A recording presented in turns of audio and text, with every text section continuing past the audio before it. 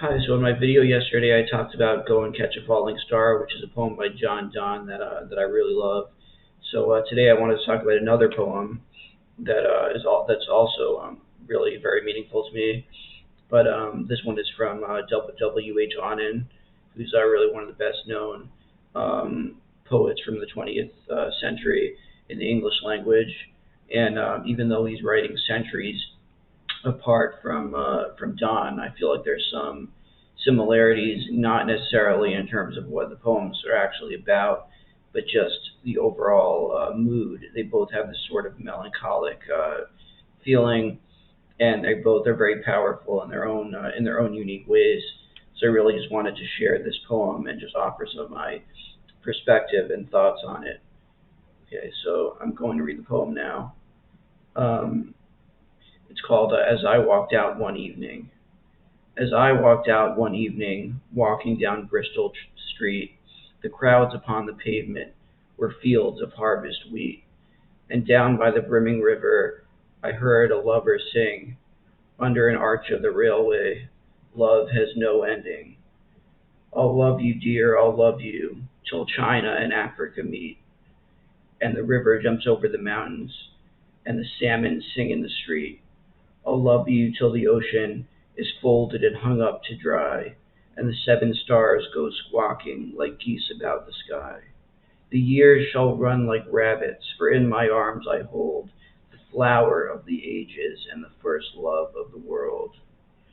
But all the clocks in the city began to whir and chime. Oh, let not time deceive you.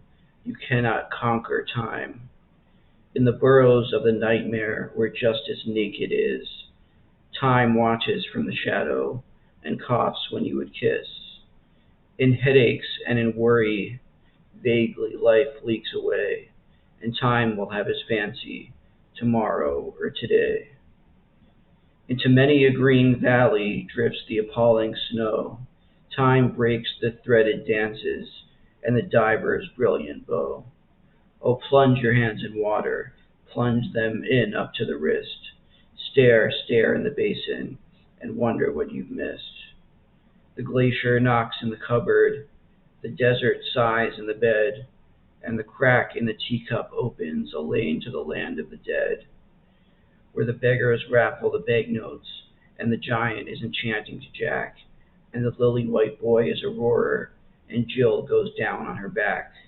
Oh, look, look in the mirror, oh, look in your distress. Life remains a blessing, although you cannot bless. Oh, stand, stand at the window as the tears scald and start.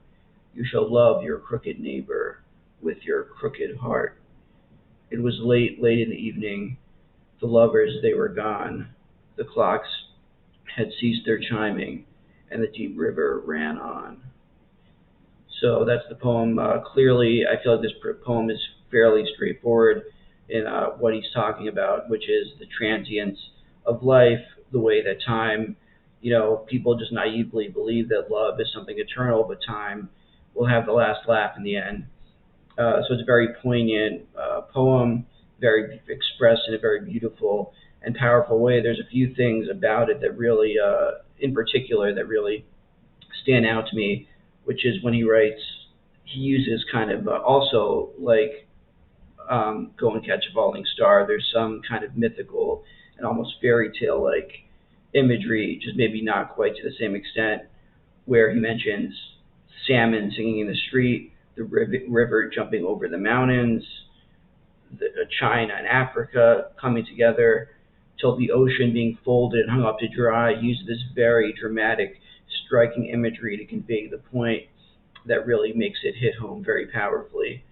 And just when he writes, "The years shall run like rabbits," and calling love the flower of the ages and the first love of the world, is something that just seems so timeless and so powerful to describe it in that way. It almost has a biblical feeling to me somehow. I'm not sure if that makes sense, but that's just what it evokes from my point of view.